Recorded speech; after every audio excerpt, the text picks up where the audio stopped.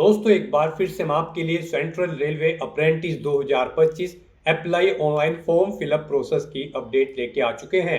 किस तरह से आप सेंट्रल रेलवे आरआरसी अप्रेंटिस के 2418 खाली पदों के लिए अपने फॉर्म अप्लाई कर सकते हो। स्टेप बाय स्टेप कंप्लीट जानकारी आपको इस वीडियो में दी जाएगी। लास्ट डेट की अपडेट है, अंतिम मौका है, आपके पास केवल 2 ही दिन शेष रह गए हैं। आप जल्द से जल्द अपना फॉर्म अप्लाई कर ले, कहीं मौका हाथ से छूट न जाए। अंतिम समय में आपको किस प्रकार से अपना फॉर्म अप्लाई करना होगा, कैसे अपना फॉर्म रिजेक्ट होने से बचाना होगा, किन किन बातों को ध्यान में रखते हुए आपको अपना फॉर्म फाइनली सबमिट कर देना होगा। फॉर्म अप्लाई करते समय अगर आपके सामने कोई भी टेक्निकल प्रॉब्लम आ रही है तो उसका हल आपको इस वीडियो में मिल जाएगा। आवेदन करते समय आपको कोई भी ऐसी गलती या फिर मिस्टेक नहीं करनी होगी जिसको करने से आपका एप्लीकेशन फॉर्म रिजेक्ट हो सकता है। आवेदन करते समय आप अपनी पर्सनल डिटेल किस प्रकार से फिल करोगे, किस तरह से एजुकेशनल डिटेल यहाँ पर एजुकेशनल क्वालिफिकेशन की डिटेल यहाँ पर फिल करोगे, फोटो और डॉक्यूमेंट सिग्नेचर कैसे और कितने केबी में आपको अपलोड करने होंगे, फीस पेमेंट करते हुए रजिस्ट्रेशन से लेकर प्रिंट तक आपको किस तरह से अपना फॉर्म अप्लाई कर लेना होगा। पूरी जानकारी के लिए आपको ये वीडियो शुरू से लेके एंड तक बिना स्किप किए हुए देखनी होगी। इस वीडियो को कंप्लीटली देखने पर ही आपके सभी सवाल और डाउट क्लियर होंगे। तो चलिए दोस्तों बिना कोई वक्त गंवाए शुरू करते हैं central railway apprentice 2025 form fill up की पूरी जानकारी। फॉर्म भरने से पहले आपको सबसे पहले हमारी वेबसाइट IND सरकारी नौकरी के इस पेज पर विजिट करना होगा, जिसका लिंक आपको नीचे description plus first comment box में मिल जाएगा। और हमारे इस पेज पर विजिट करके आप यहां से सेंट्रल रेलवे अप्रेंटिस का फॉर्म अप्लाई कर सकते हो। Railway recruitment cell central railway RRCCR railway मध्य रेलवे के अंतर्गत अप्रेंटिस के लिए 2418 वैकेंसीज निकाली गई थी, जिसके लिए ऑनलाइन आवेदन करने का अंतिम मौका है। लास्ट डेट की अपडेट है, केवल 2 ही दिन शेष रह गए हैं। आप जल्द से जल्द अपना फॉर्म अप्लाई कर ले, कहीं मौका हाथ से छूट न जाए। अंतिम समय में आपको यहाँ पर फॉर्म अप्लाई करना होगा, आखिरी समय का वेट न करें।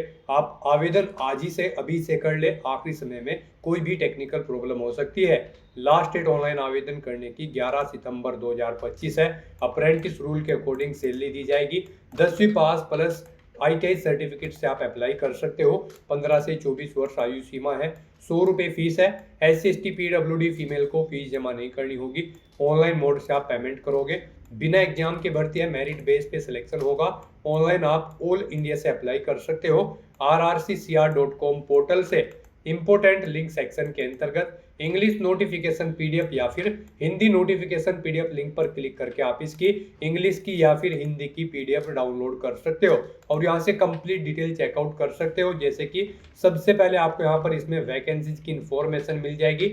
आपको अलग अलग यहाँ पर लोकेशन वाइज और trade wise category wise vacancies की कंप्लीट डिटेल दे दी गई है। आप इस PDF से चेकआउट कर ले।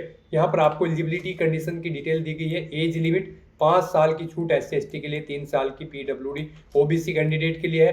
यहाँ पर आप सभी कैटेगरी के लिए एज रिलैक्सेशन चेकआउट कर ले। देन उसके बाद क्वालिफिकेशन यहाँ से चेकआउट करें। फीस पेमेंट की जानकारी आप यहाँ से देख सकते हो। आवेदन करते हुए आपको किस प्रकार से अपने डॉक्यूमेंट, फोटोग्राफ, सिग्नेचर कैसे और कितने KB में अपलोड करने होंगे, सभी गाइडलाइंस आपको यहाँ पर इस PDF में मिल जाएगी। तो ऑनलाइन आवेदन करने से पहले आपको नोटिफिकेशन की PDF पूरा पढ़ना अनिवार्य है। इसको पूरा पढ़ने से ही आपके सभी सवाल और डाउट क्लियर होंगे। PDF रीड आउट करने के बाद में आपको अप्लाई ऑनलाइन लिंक पर क्लिक करना होगा, तो आपके सामने ऑनलाइन आवेदन करने का ये ऑफिशियल पोर्टल ओपन हो जाएगा। गाइस यहाँ पर अगर आपने पहले से रजिस्ट्रेशन कर रखा है तो आपको अपनी रजिस्ट्रेशन ID एंटर करनी है, अपना पासवर्ड आपको एंटर करना है, ये कैप्चा कोड आपको यहाँ पर एंटर करना है और लॉगिन की स्टेप पर क्लिक करते हुए अपने डैशबोर्ड में लॉगिन करके अपना फॉर्म अप्लाई कर लेना है। और अगर आप इस भर्ती के लिए फर्स्ट टाइम अप्लाई करने जा रहे हो तो सबसे पहले यहाँ पर आपको अपना रजिस्ट्रेशन करना होगा। उसके लिए यहाँ पर आपको क्लिक है टू अप्लाई रजिस्टर की टैब दी गई है, आप इस पर क्लिक करें। आपके सामने रजिस्ट्रेशन का फॉर्म ओपन हो जाएगा। अब यहाँ पर आपको अपनी पर्सनल डिटेल्स प्रोवाइड करते हुए अपना रजिस्ट्रेशन करना है। यहाँ पर आपको अपना नाम एंटर करना है, फर्स्ट नेम, फिर मिडिल नेम, फिर सरनेम, अपनी 10वीं की मार्कशीट के अकॉर्डिंग। उसके बाद आपको अपने फादर का नाम एंटर करना है, अपनी मदर का नाम एंटर करना है। आपसे फिर उसके बाद पूछा गया है कि आपकी कम्युनिटी कौन सी है, आप अनरिजर्व कैटेगरी से बिलोंग करते हैं, OBC है, SC है या फिर ST है। आप अपने अकॉर्डिंग यहाँ पर ऑप्शन सेलेक्ट करें। फिर यहाँ पर आपसे पूछा गया कि क्या आप एक सर्विसमैन कैंडिडेट हैं, अगर हैं तो आप यस करें और फिर अपनी डिटेल प्रोवाइड कराएं, जैसे कि डेट ऑफ इनरोलमेंट, कब आपने जॉब स्टार्ट की थी, रिटायरमेंट की डेट आपको सिलेक्ट कर लेनी है। और अगर आप ये एक सर्विसमैन कैंडिडेट नहीं है तो सिंपली यहाँ पर आप नो ऑप्शन सेलेक्ट करें। फिर आपसे पूछा गया है कि क्या आप PWBD कैंडिडेट हैं, अगर हैं तो आप यस करेंगे। फिर अपनी डिसेबिलिटी की परसेंटेज यहाँ पर आप देंगे और बाकी डिटेल प्रोवाइड कराएंगे। नहीं है तो आप नो ऑप्शन सेलेक्ट करेंगे। अपनी डेट ऑफ बर्थ यहाँ पर आपको सिलेक्ट कर लेनी है। फिर उसके बाद यहाँ पर आपको अपना जेंडर सेलेक्ट करना है, अपनी नेशनलिटी सेलेक्ट करनी है, अपना रिलीजन आपको यहाँ पर सिलेक्ट करना है। उसके बाद यहाँ पर आपको अपना मैरिटल स्टेटस सिलेक्ट करना है, आप अनमैरिड हो, मैरिड हो या फिर डाइवोर्स हो, आप अपने अकॉर्डिंग ऑप्शन सेलेक्ट करें। उसके बाद यहाँ पर गाइस आपको अपना आधार नंबर एंटर करना है। फिर आपकी बॉडी पर कहीं कोई कट या तिल का निशान है तो उस पैलेस का नाम यहाँ पर आपको एंटर करना है। 2 पैलेस के नाम आपको देने होंगे, नहीं है तो आप नो मार्क यहाँ पर एंटर कर सकते हैं।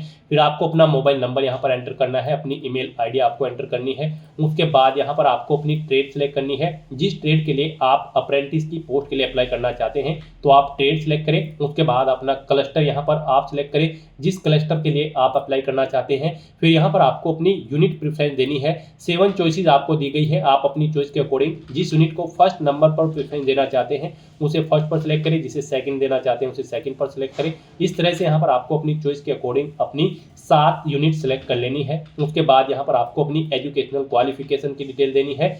गाइड यहाँ पर आपको इस भर्ती में पार्टिसिपेट करने के लिए आपका 10वीं क्लास पास आउट होना जरूरी है, साथ ही साथ आपका ITI भी पास होना जरूरी है।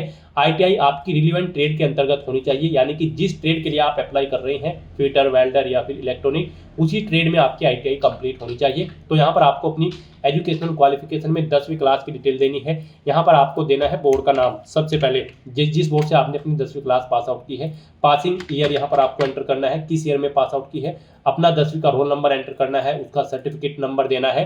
फिर यहाँ पर आपने किस सब्जेक्ट में 10वीं में आपके पास जो भी सब्जेक्ट थे वो सब्जेक्ट यहाँ पर आपको एंटर करने हैं और उनके मार्क्स की डिटेल आपको देनी है। जैसे कि यहाँ पर आपको सबसे पहले हिंदी एंटर करना है, या फिर जो भी कोई भी आप सब्जेक्ट यहाँ पर एंटर कर सकते हैं जो आपके पास 10वीं में थे। यहाँ पर उसमें आपने कितने मार्क्स ऑब्टेन किए हैं वो आप एंटर करें, टोटल कितने मार्क्स थे जिसमें से मार्क्स आपने ऑब्टेन किए हैं वो आप एंटर करें। इस तरह से यहाँ पर आपको अपने 6 सब्जेक्ट की डिटेल यहाँ पर प्रोवाइड कर देनी है, उनकी टोटल परसेंटेज यहाँ पर आपको कैलकुलेट करके शो कर दी जाएगी आपके मार्क्स के अकॉर्डिंग, जो मार्क्स यहाँ पर आप एंटर करेंगे। फिर यहाँ पर आपको अपनी ITI की डिटेल देनी है। यहाँ पर आपको बोर्ड, यूनिवर्सिटी या फिर इंस्टीट्यूट का नाम देना है जिससे आपने अपनी ITI कंप्लीट की है, पासिंग ईयर यहाँ पर आपको देना है, किस ईयर में आपने ITI पास आउट की है, अपना ITI का रोल नंबर देना है, सर्टिफिकेट नंबर देना है, कितने मार्क्स आपने ऑब्टेन किए हैं वो यहाँ पर आपको एंटर करने हैं, टोटल कितने मार्क्स थे जिसमें से आपने ये मार्क्स ऑब्टेन किए हैं वो आपको एंटर करने हैं। इनके अकॉर्डिंग यहाँ पर आपकी परसेंटेज कैलकुलेट करके आपको शो कर दी जाएगी। फिर यहाँ पर आपको काउंसिल सेलेक्ट करनी है जिससे आपने अपनी ITI पास आउट की है, NCVT या फिर SCVT। उसके बाद यहाँ पर आपको अपना रिजल्ट बताना है कि आप पास आउट हो या फिर फेल। उसके बाद यहाँ पर आपको अपनी ये सभी डिटेल्स फिल करने के बाद नेक्स्ट के इस ऑप्शन पर क्लिक कर देना है। नेक्स्ट यहाँ पर आपको अपने एड्रेस की डिटेल देनी है, आप यहाँ पर अपना परमानेंट एड्रेस एंटर करें। उसके बाद आप अपना कोरोस्पोंडेंस एड्रेस एंटर करें, और अगर आपका कोरोस्पोंडेंस एड्रेस आपके परमानेंट एड्रेस के अकॉर्डिंग सेम है तो यहाँ पर आप येस के इस ऑप्शन पर क्लिक कर दें, ऑटोमेटिकली आपका कोरोस्पोंडेंस एड्रेस आपके परमानेंट एड्रेस के अकॉर्डिंग फिल हो जाएगा। उसके बाद गाइस यहाँ पर आपको अपना पासवर्ड क्रिएट करना है। यहाँ पर आपका पासवर्ड कम से कम 6 कैरेक्टर का होना चाहिए और ये अल्फा न्यूमेरिक फॉर्मेट में होना चाहिए। मीन्स आपके पासवर्ड में कम से कम एक अपर केस कैरेक्टर, एक लोअर केस कैरेक्टर, एक इंटीजर नंबर और एक स्पेशल कैरेक्टर जैसे कि @ हैश या फिर डॉलर होना चाहिए। इस तरह से यहाँ पर आपको अपना पासवर्ड एंटर करना है। वही पासवर्ड आपको कंफर्म पासवर्ड फील्ड में एंटर करके उसे वेरीफाई कर लेना है। फिर आपको इस चेक बॉक्स को ओके करना है डिक्लेरेशन बॉक्स में, और उसके बाद गाइस यहाँ पर आपको प्रोसीड के ऑप्शन पर क्लिक कर देना है।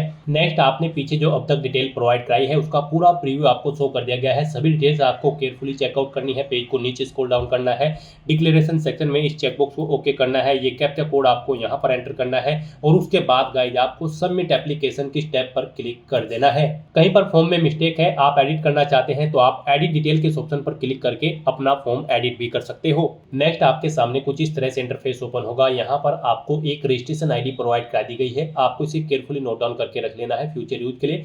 और यहाँ पर अब आपको अपने फोटो, सिग्नेचर और डॉक्यूमेंट अपलोड करने हैं। फोटो यहाँ पर आपका पासपोर्ट साइज होना चाहिए, 3.5 सेंटीमीटर इंटू 4.5 सेंटीमीटर उसकी यहाँ पर डायमेंशन होनी चाहिए, और 3 मंथ से ज़्यादा पुराना आपका फोटो नहीं होना चाहिए। यहाँ पर जेपीजी फॉर्मेट में आपका फोटो होना चाहिए। साइज उसका यहाँ पर 500 KB से कम होना चाहिए। तो यहाँ पर आपको चूज फाइल के इस ऑप्शन पर क्लिक करना है, फाइल को सिलेक्ट कर लेना है और अपना पासपोर्ट साइज फोटो यहाँ पर आपको अपलोड कर देना है। यहाँ पर आपको कुछ सैंपल्स भी दे गई हैं किन फॉर्मेट में आपके फोटो यहाँ पर एक्सेप्टेबल होंगे, इन फॉर्मेट में आपके फोटो यहाँ पर एक्सेप्टेबल होंगे और इन फॉर्मेट्स में यहाँ पर आपके फोटो एक्सेप्टेबल नहीं होंगे। तो यहाँ पर आपको इन्हें चेकआउट करते हुए अपना फोटो अपलोड करना है। उसके बाद गाइस यहाँ पर आपको अपने सिग्नेचर अपलोड करने हैं। सिग्नेचर के लिए भी आपको गाइडलाइन दी गई है। सिग्नेचर यहाँ पर आपके व्हाइट पेपर पर ब्लैंक इंक पेन से होनी चाहिए। जेपीजी फॉर्मेट में 200 KB से कम फाइल का साइज होना चाहिए। यहाँ पर विड्थ उनकी 7 से 10 सेंटीमीटर के बीच में होनी चाहिए और हाइट 2 से 3 सेंटीमीटर के बीच में होनी चाहिए। यहाँ पर आप चेकआउट कर सकते हो इस फॉर्मेट में आपके सिग्नेचर एक्सेप्टेबल होंगे और इन फॉर्मेट्स में आपके सिग्नेचर यहाँ पर एक्सेप्टेबल नहीं होंगे। तो यहाँ से आप चेकआउट करें। उसके बाद यहाँ पर आपको अपना सिग्नेचर अपलोड करने के लिए चूज फाइल के इस ऑप्शन पर क्लिक करना है, फाइल को सिलेक्ट कर लेना है और यहाँ पर आपको अपना सिग्नेचर अपलोड कर देने हैं। उसके बाद यहाँ पर गाइड आपको अपनी 10वीं क्लास का सर्टिफिकेट अपलोड करना है या मार्कशीट। यहाँ पर ये PDF फॉर्मेट में होना चाहिए, 500 KB से कम साइज होना चाहिए। उसके लिए भी आपको चूज फाइल के ऑप्शन पर क्लिक करना है, फाइल को सिलेक्ट करना है और अपना 10वीं का सर्टिफिकेट या फिर मार्कशीट आपको अपलोड कर देनी है। फिर यहाँ पर आपको अपनी ITI ट्रेड सर्टिफिकेट और अपना कास्ट सर्टिफिकेट अपलोड करना होगा अगर आप रिजर्व कैटेगरी से बिलोंग करते हैं।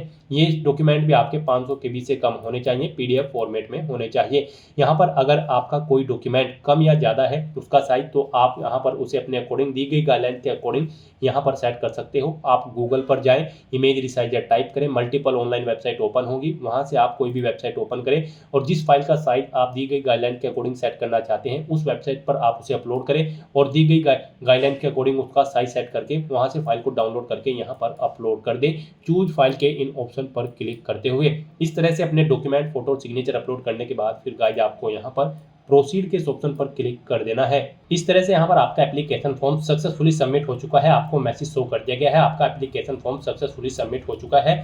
अब यहाँ पर आपको प्रिंट एक्नॉलेजमेंट की स्टेप पर क्लिक करके अपने एप्लीकेशन फॉर्म का एक हार्ड कॉपी प्रिंट आउट ले लेना है फ्यूचर यूज के लिए, फ्यूचर रेफरेंस के लिए। गाइस यहाँ पर अगर आप अनरिजर्व कैटेगरी से होंगे तो पहले आपको फीस जमा करानी होगी ऑनलाइन मोड में, डेबिट कार्ड, क्रेडिट कार्ड या फिर नेट बैंकिंग के थ्रू। 100 रुपये फीस है यहाँ पर अनरिजर्व कैटेगरी कैंडिडेट के लिए और रिजर्व कैटेगरी कैंडिडेट को कोई फीस जमा नहीं करानी है। Unreserve category candidate fees payment करते ही उनका फॉर्म भी सबमिट हो जाएगा। तो इस तरह से अपना फॉर्म सबमिट करने के बाद आपको फिर यहाँ पर प्रिंट के ऑप्शन पर क्लिक करके अपने एप्लीकेशन फॉर्म का एक हार्ड कॉपी प्रिंट आउट ले लेना है फ्यूचर यूज के लिए, फ्यूचर रेफरेंस के लिए। तो दोस्तों ऐसे आप railway recruitment self centre railway apprentice की इस भर्ती के लिए अपने फॉर्म अप्लाई कर सकते हो बिना कोई मिस्टेक किए हुए। आज की इस वीडियो में बस इतना ही। आई होप वीडियो आपको पसंद आई होगी। अगर पसंद आई हो तो इसे लाइक और शेयर करें, चैनल पर नए हो तो इसे सब्सक्राइब कर लें। Thanks for watching.